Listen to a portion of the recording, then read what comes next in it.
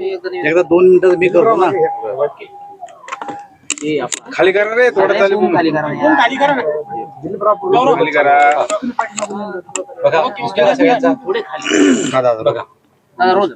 Sir, राज्यामध्ये महापालिकेच्या निवडणुका जाहीर झालेल्या आहेत आणि प्रत्येक जिल्ह्यामध्ये आमचे मित्र पक्ष आणि आम्ही एकत्र बसून युती करण्याचा प्रयत्न करतोय.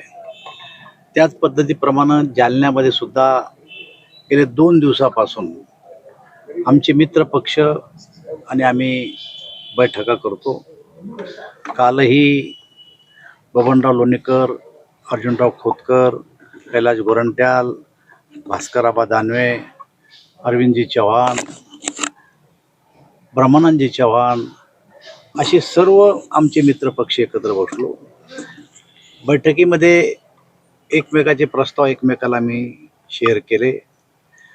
कोणी कोणत्या जागा मागितल्या त्याच्यावर आम्ही आज आमच्या पक्षाचे सगळे नेते एकत्र बसून चर्चा करणार आहे. ते त्यांच्या पक्षाचे नेते एकत्र बसून चर्चा करणार आहे आणि आज 4 वाजता आमची पुन्हा एकदा युतीच्या संदर्भामधली बैठक आहे. आमच्या बैठकीमध्ये जी चर्चा झाली ती समाधानकारक चर्चा झाली.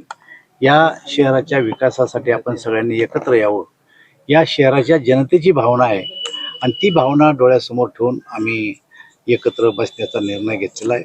आणि मला असं वाटतं की अंतिम टप्प्यात युतीची बोलणी आमची सुरू आहे. जालना शहर हे विकासाला मतदान देणारं शहर आहे.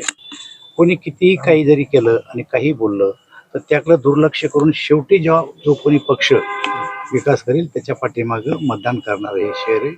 त्यामुळं आम्ही आज पुन्हा एकत्र बसून या विषयावर चर्चा करू. आज ठरण्याची शक्यता आहे. असं आहे की जागा वाटपाचा फॉर्म्युला आम्ही एकमेकाला शेअर केला.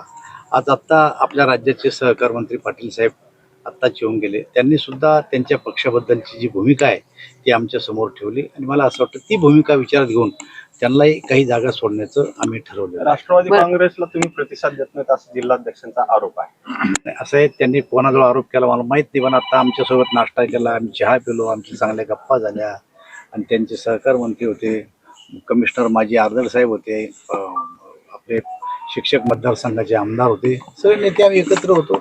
मला वाटतं ते काही असं म्हणले नाही, म्हणले काही आमच्या ऐकत नाही.